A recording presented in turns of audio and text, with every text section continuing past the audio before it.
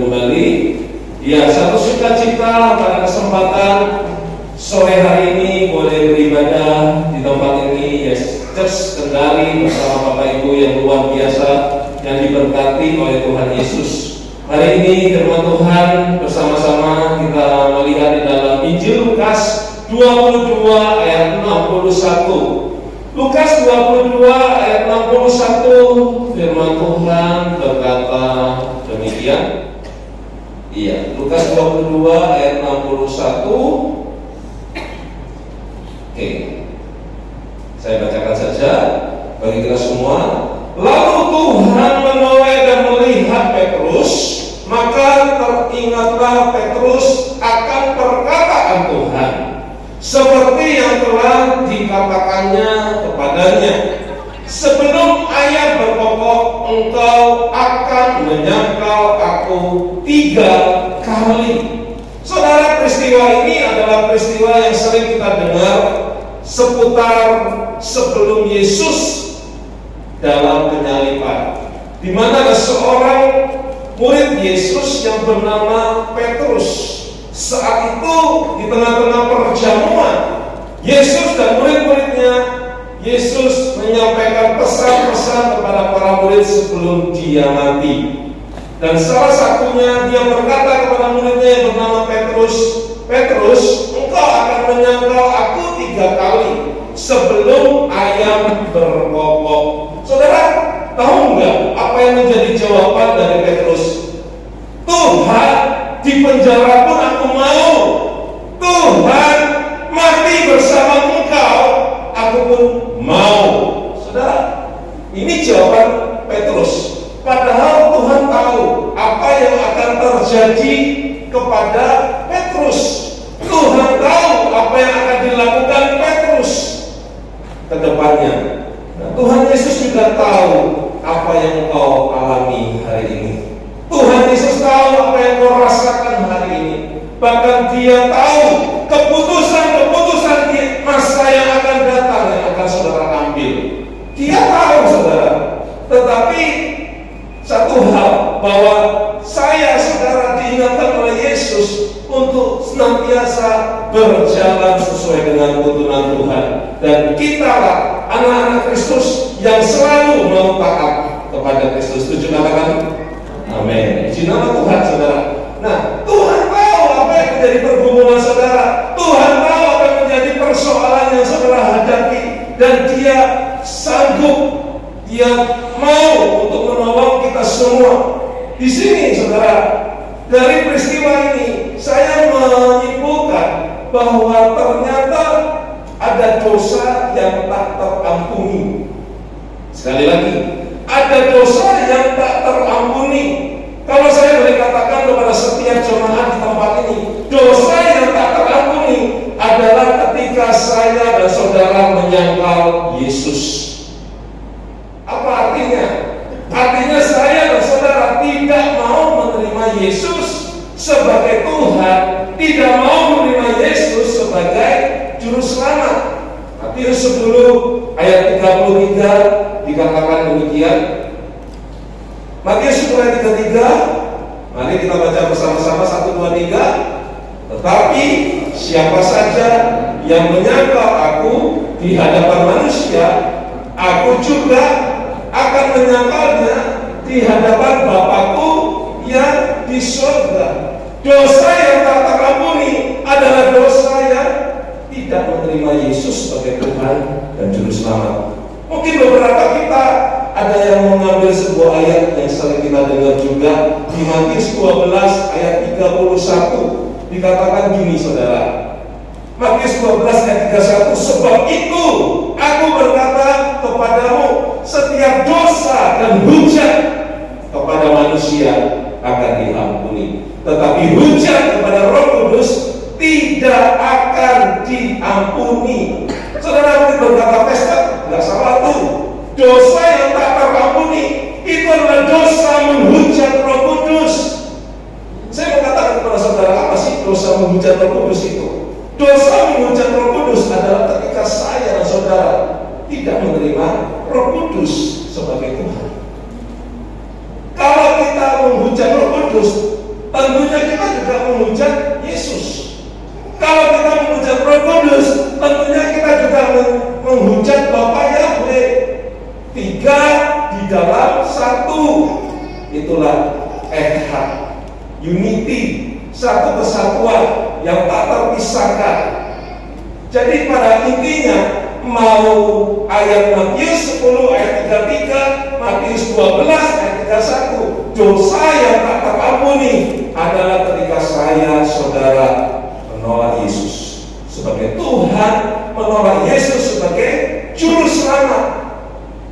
Tetapi pertanyaannya, apakah Petrus terampuni dosanya? Kan dia menyangkal Yesus. Saudara, kalau mau melihat ada 3 murid Yesus yang gagal, saya boleh katakan gagal. Kenapa? Melakukan kesalahan. Pertama, yang kita tahu murid Yesus yang gagal siapa? Yudas Iskariot. Dia menjual Yesus dengan 30 keping perak. Yang kedua adalah Petrus. Petrus menyangkal Yesus. Yang ketiga, kira-kira siapa? Saya mau tes. Siapa ya? Murid Yesus yang dianggap pernah gagal. Thomas. Thomas tidak percaya bahwa Yesus yang mati, Yesus yang bangkit. Lalu apa yang membedakan ketiganya? Yang membedakan adalah mereka bertobat. 2 bertobat, 1 bunuh diri. Petrus, Thomas bertobat, Yudas Iskariot bunuh diri. Tapi kita nggak bisa berkata kalau itu Yudas nggak masuk surga, nggak bisa, karena kita belum tahu dan kita nggak bisa menghakimi. Maka di sini saudara mengingatkan kepada saya dan saudara bahwa saya, saudara yang beribadah di ISK Kendari, tidak ada satupun kita yang menyangkal Yesus. Setuju katakan amin? Kita semua tetap menerima Yesus sebagai Tuhan dan Juru Selamat. Mungkin kita tidak menyangkal Yesus seperti Petrus. Terkadang kita melakukan hal-hal ini. Ini adalah bentuk penyangkalan kepada Yesus. Saya akan memperlihatkan sebuah ayat Titus 1 ayat 16. Titus pasal 1 ayat 16. Firman Tuhan berkata demikian. Ya, baca sama. 1, 2, 3. Mereka mengaku mengenal Elohim, tetapi dalam perbuatannya mereka menyangkal Dia dengan yang pertama, sikapnya yang menjijikkan. Yang kedua, tidak taat. Yang ketiga, menolak untuk melakukan yang baik. Mungkin saya, saudara, tidak menyangkal Yesus seperti Petrus, tetapi Titus 1 ayat 16 ada bentuk penyangkalan Yesus. Yang pertama, sikap yang menjijikkan. Apa itu? Apa yang dimaksud dengan sikap menjijikkan? Perbuatan yang melanggar asusila. Kalau di TikTok ada tidak berakhlak. Nah itu, kalau biasa saudara nonton TikTok, ada kata-kata tidak berakhlak. Itu yang menjijikkan, saudara. Atau yang sering kita dengar dengan istilah immoral. Immoral. Saudara, amoral dan immoral itu beda loh. Ada yang tahu nggak ya? Amoral dan immoral itu beda. Bedanya apa? Kalau amoral seperti seorang bayi yang tidak bisa membedakan mana yang benar, mana yang keliru, tidak bisa membedakan mana yang benar, mana yang salah. Itu amoral. Jadi amoral artinya tidak tahu mana yang benar, mana yang salah. Tapi berbeda dengan immoral. Immoral itu adalah tahu mana yang benar, mana yang salah, tapi tidak melakukan yang benar. Itulah immoral. Immoral yang dimaksud di sini adalah perbuatan sikap yang yang menjijikan, itu immoral, bukan amoral, immoral. Misalkan contoh, saudara berjalan kaki, lalu di dalam perjalanan, saudara melihat satu lembar uang 100.000 terjatuh di jalan. Pertanyaannya, apa yang seringkali saudara lakukan? Ya, mungkin saudara melakukan seperti ini ketika ada uang 100.000. Uang 100.000 lumayan. Lalu pura-pura mendekat dan diinjak. Ya loh, habis diinjak digeser-geser, tunggu gak ada orang. Lihat kiri, lihat kanan, gak ada orang, pura-pura ambil uang itu. Nah, dapatlah uang 100.000. Ini loh yang dimaksud sikap yang menjijikkan. Paham? Tahu itu salah, tapi dilakukan. Uang itu bukan milik kita, tapi kita ambil. Dosa nggak? Dosa nggak? Untung, Pastor. Kan kita untung. Siapa sih mau rugi? Dapat uang gratis lagi. Loh, seringkali kita melakukan seperti itu. Ini yang dimaksud. Yang kedua, bentuk penyangkalan karena tidak taat. Semua ada aturan mainnya. Di dalam jalan lalu lintas ada aturannya. Di sekolah ada aturannya. Di gereja ada aturannya. Di mana lagi? Di keluarga ada aturannya. Kalau kita melanggar aturan, berarti kita tidak taat. Tetapi tidak taat di sini lebih ke arah hubungan vertikal, bukan sekedar horizontal, hubungan manusia dengan manusia, tetapi lebih ke arah hubungan kita dengan Tuhan Yesus. Nah, kita taat firman Tuhan. Amin. Katakan pada kanan kiri saudara, taat firman Tuhan. Amin. Yang ketiga, menurut Titus 1 ayat 16, bentuk penyangkalan adalah menolak untuk melakukan yang baik. Apa itu menolak melakukan yang baik? Lalu Pastor, apa bedanya dengan yang tadi sikap yang menjijikan? Bedanya gini, sudah tahu itu jam doa, tapi nonton drakor. Nah itu menolak untuk melakukan yang baik. Waktunya doa dipakai nonton drama Korea. Dosa nggak nonton drama Korea? Enggak kok. Itu kan hiburan. Yang dosa adalah nggak tahu waktu. Iya, 12 seharian nggak makan, nggak mandi, nonton. Seru loh ini, baru 2 seri, masih ada 36 seri. Kenapa saya tahu? Saya juga pelaku. Pernah nonton, tapi sudah lama nggak nonton, saudara. Iya, drakor nggak salah, tetapi yang salah adalah mengikat sampai tidak melakukan apa-apa. Berarti menolak melakukan yang baik. Menolak melakukan yang baik. Melanggar firman Tuhan nggak ya? Nggak ada sih ayatnya. Dilarang nonton drakor gitu ya. Apalagi jam untuk doa dipakai untuk misalkan ngopi. Ngopi dosa enggak? Enggak. Nongkrong dosa enggak? Enggak. Yang dosa adalah ngomongin orang di tengah-tengah ketika saudara ngopi. Itu dosa. Kan seringkali kayak gitu toh. Ngumpul ayo kita ngopi. Pilihnya bukan kopi, teh.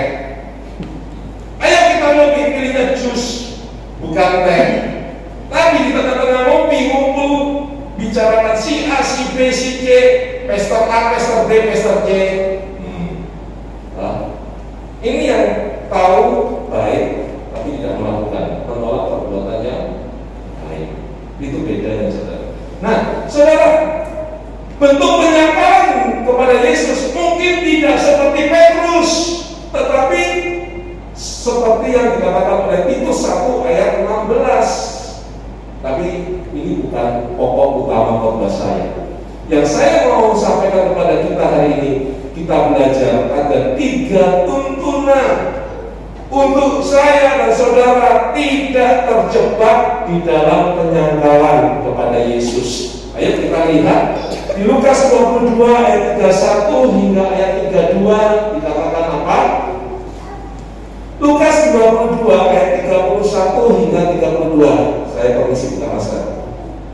Lukas 22 ayat 31 hingga 32. Yuk kita baca sama-sama 1, 2, 3. Lalu Tuhan berkata, Simon, Simon, lihatlah, setan telah menuntut untuk menampik engkau seperti gandum. Lanjut.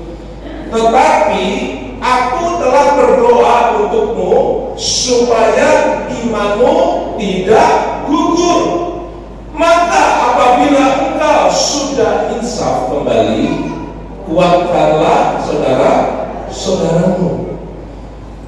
3 tuntunan agar Bapak, Ibu, saya, saudara tidak terjebak di dalam penyangkalan kepada Yesus. Yang pertama adalah tetap beriman. Katakan bersama, tetap beriman. 1, 2, 3. Tetap beriman.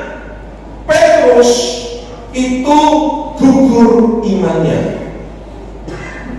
Tuhan Yesus tahu apa yang akan terjadi, apa yang akan dilakukan oleh Petrus. Karena itu Yesus mengingatkan Petrus, terus, ya kira-kira panggilannya gitu saudara. Hati-hati, iblis sedang mengincarmu. Aku berdoa supaya imanmu tidak gugur. Itu kata Yesus kepada Petrus. Yang menyebabkan Petrus jatuh di dalam penyangkalan kepada Yesus, ternyata ini loh, imannya gugur. Karena imannya gugur, Petrus menyangkal Yesus. Saya berdoa semua kita di tempat ini, saya, saudara, adalah anak-anak Yesus yang tidak gugur dalam iman kita. Justru lewati persoalan, lewati segala pergumulan, iman kita tetap kokoh. Ini yang Tuhan mau, saudara. Tetap percaya, tetap beriman kepada Kristus Yesus.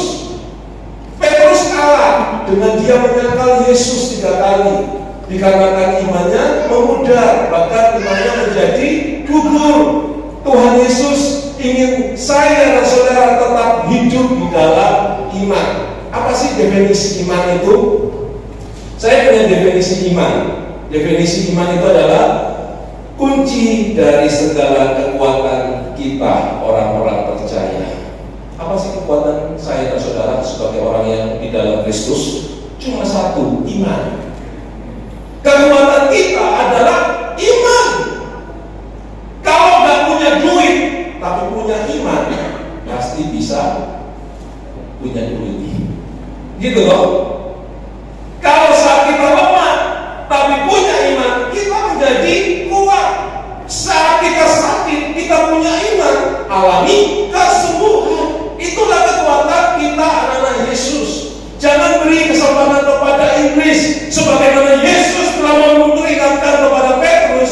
Hati-hati Petrus, iblis sedang mengincarmu. Loh, hati-hati loh, iblis sedang mengincar kita. Tetapi satu hal yang saudara perlu pegang baik-baik, iblis sama Yesus. Iblis kecil, Yesus besar. Amin. Kuasa Yesus lebih besar. Kalau kita percaya Yesus di dalam diri kita, sebenarnya kita tidak perlu takut tentang iblis. Tetapi yang Yesus ingatkan tentang Petrus, jaga-jaga. Hati-hati, iblis sedang mengincarmu. Tanpa iman, kita ini lemah, tak berdaya. Kalau hari ini saudara sedang punya pergumulan, belum melihat pertolongan Tuhan, bukan berarti Tuhan tidak bekerja bagimu. Kalau hari ini kau sedang berdoa, akan berpuasa, dan doa saudara belum dijawab oleh Tuhan, bukan berarti Tuhan tidak bergerak sesuatu di dalam kehidupan keluargamu, di dalam keuanganmu, di dalam kesehatanmu. No, tetapi Dia sedang bergerak sesuatu yang tidak terlihat dilihat oleh kasat mata kita, bukan berarti tidak ada Tuhan. Terkadang kita berkata, Tuhan mana? Aku nggak bisa melihat. Berarti Tuhan nggak ada. Enggak. Sekalipun kita nggak bisa melihat, Tuhan ada bagi kita. Katakan amin. Dan tepat pada waktunya, Dia pasti menolong kita semua. Tepuk tangan buat Tuhan Yesus kita.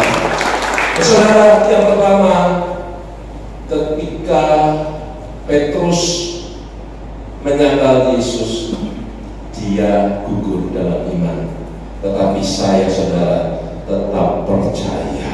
Yang kedua, kita melihat sekarang di dalam ayat Lukas 22 ayat 33. Ayo baca sama-sama, 1, 2, 3. Petrus menjawab, Tuhan, aku siap masuk ke dalam penjara, bahkan mati bersama Engkau.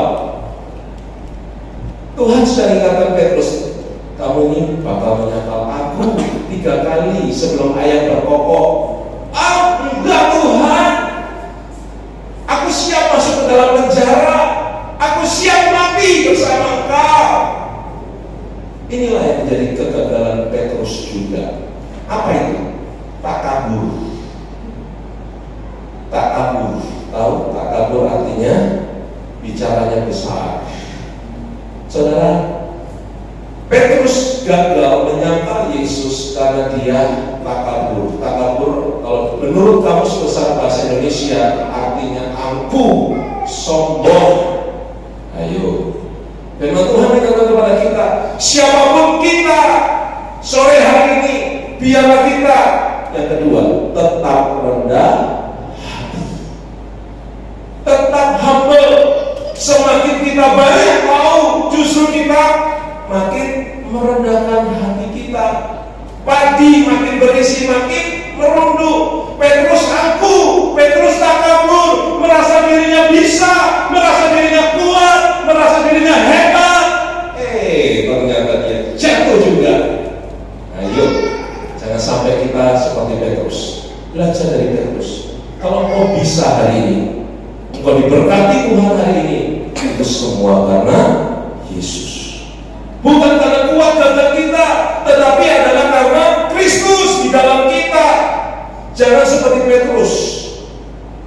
Jangan seperti Petrus, saudara.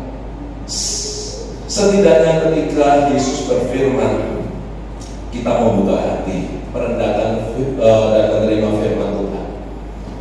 Seringkali kita terjebak, bukan hanya di tempat ini, di Makassar, dimanapun. Rata-rata kalau mendekati hari Minggu, dia akan bertanya, jemaat akan bertanya, besoknya khotbah siapa?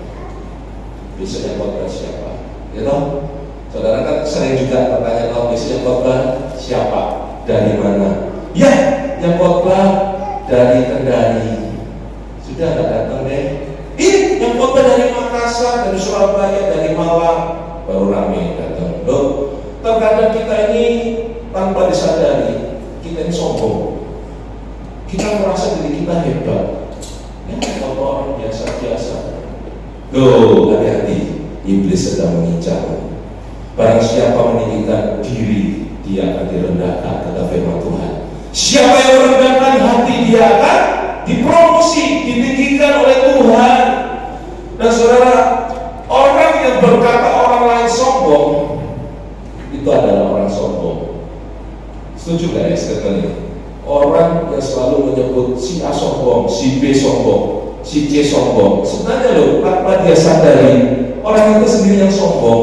Karena apa? Dia merasa penilaiannya paling benar. Dia merasa dirinya adalah hakim bagi orang itu. Padahal belum tentu sombong. Orang ketika kita menyapa, hai, lalu dia nggak menyapa balik kita, belum tentu dia sombong. Bisa jadi dia nggak melihat kita, nggak mendengar kita, belum tentu loh. Tapi kita dengan mudahnya berkata sombong kali dia. Ketika kita berkata hai, orang itu tidak menyapa balik kita anggap orang itu sombong, padahal orang itu minder. Ada orang-orang minder, introvert, dia itu malu malu ketemu orang. Kalau jalan tuh mau lihat orang tuh malu-malu, saudara. Tapi dengan mudahnya kita berkata sombong kali dia. Biru, saudara. Jadi hari ini firman Tuhan bukan secara kebetulan bahwa kita diingatkan untuk tetap rendah hati. Kalau dulu kita nggak bisa main musik, kalau dulu kita nggak bisa khotbah, dulu kita nggak bisa nyanyi, nggak bisa WL, kita nggak bisa apa-apa, lalu sekarang bisa. Itu semua karena Tuhan Yesus. Semakin kita rendah hati, semakin banyak ilmu yang kita serap. Semakin kita humble, semakin banyak ilmu yang kita dapatkan. Ini prinsipnya, saudara. Lebih baik dianggap bodoh di hadapan manusia daripada bodoh di hadapan Tuhan. Kalau manusia menganggap kita bodoh, manusia menganggap kita nggak bisa apa-apa, tetapi itu menyenangkan Tuhan. Mengapa kita tidak melakukannya? Manusia menganggap kita, nggak bisa apa-apa ini, nggak apa-apa. Tapi Tuhan disenangkan karena kita humble, kita rendah hati. Dan kalau Tuhan disukakan, pasti dong ada yang keluar dari kantongnya Yesus bagi kita. Saudara diberkati oleh Tuhan. Amin. Tepuk tangan saudara Tuhan Yesus. Amin. Dan yang terakhir, yang ketiga, Lukas 22 ayat 45 hingga ayat 46.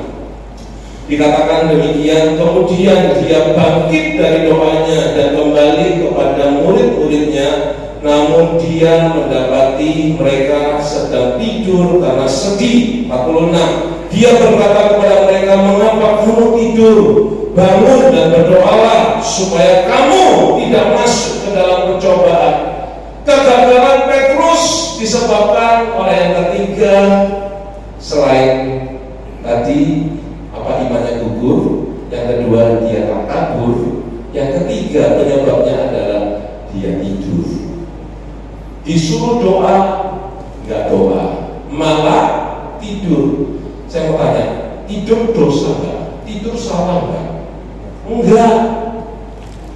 Kita tidur, kalau pada waktunya tidur, is okay. Tapi kenapa saat itu mereka tertidur ketika Yesus menyuruh doa? Kita berkata capek mungkin, kewalahan. Memang Yesus tidak capek. Yesus kan dia Tuhan yang menjadi manusia, dan manusia Yesus seutuhnya. Tentunya dia bisa merasakan lelah juga, dia pernah merasakan capek juga. Tetapi di sini Yesus menegur para murid, tidak sanggupkah kau berjaga-jaga barang 1 jam saja? Ada lagu dunia berkata 1 jam saja, 1 jam saja. Iya, selalu joget-joget 1 jam loh, saudara. Sudahkah kita mempunyai waktu 1 jam saja setiap hari dengan Tuhan? Bukan hanya berdoa, makan pagi, breakfast, makan siang, makan malam, dinner, bukan. Tapi yang Tuhan mau kita menyiapkan waktu kita, memberikan hati kita barang 1 jam saja sehari. Entah itu boleh ambil di pagi hari sebelum saudara melakukan segala aktivitas, di siang hari atau malam hari, ini salah satu. It's okay. Ini penting loh saudara. Kenapa? Membuat kita tetap berjaga-jaga. Petrus lengah bersama murid-murid yang lain, dia tertidur. Ini yang menjadi kelemahannya, sehingga ketika Yesus ditangkap, dia marah, bahkan memutus telinga salah satu tentara Romawi. Emosian. Ketika Yesus sudah memperingatkan, dia merasa bisa. Ternyata ujung-ujungnya menyangkal Yesus. Saudara, hari ini biarlah semua kita senantiasa mempergunakan hidup kita untuk berjaga-jaga. Melalui apa? Doa. Doa itu adalah kendaraan yang membuat saya, saudara, semakin dekat dengan Yesus. Sekali lagi saya ulangi statement ini. Doa itu adalah kendaraan supaya saya dan saudara makin dekat dengan Yesus. Kalau ada kendaraan, ngapain jalan kaki? Kalau ada doa, fasilitas yang Tuhan berikan bagi saya, bagi saudara, untuk kita dekat sama Yesus, ngapain kita pilih yang lain? Berdoa saja. Sebab itulah kendaraan semakin kita dekat dengan Yesus. Mulai hari ini semua jemaat sekadari suka berdoa. Katakan amin. Kok aminnya loyo? Jemaat sekadari suka berdoa, katakan amin. Amin. Puji Tuhan. Iya, jadi kesimpulannya 3 tuntunan kita belajar dari Petrus agar kita tidak menyangkal Yesus seperti Petrus. Yang pertama, tetap beriman. Yang kedua, tetap rendah hati. Dan yang ketiga, tetap berjaga-jaga. Ya, kegagalan Petrus itu menjadi pelajaran bagi kita. Kita tidak mengulanginya lagi. Justru hari ini saya saudara tetap beriman, tetap rendah hati, tetap berjaga-jaga. Saya undang tim musik pujian untuk bangkit berdiri. Kita akan bersama-sama menyembah Tuhan. Dan sebentar kita juga akan masuk di dalam pengurapan minyak. Saudara nanti boleh maju ke depan ya. Kami akan mengurapi Bapak Ibu. Ayo kita sama-sama bangkit berdiri. Kita bersyukur kepada Tuhan. Terima kasih Tuhan. Terima kasih Yesus. Kami mengucap syukur untuk firman-Mu. Firman yang datang pada sore hari ini bukan kebetulan, tetapi ada maksud Tuhan bagi kami. Kalau selama ini kami jalan berbelok-belok, padahal menuju kepada Yesus adalah lurus, ampuni kami.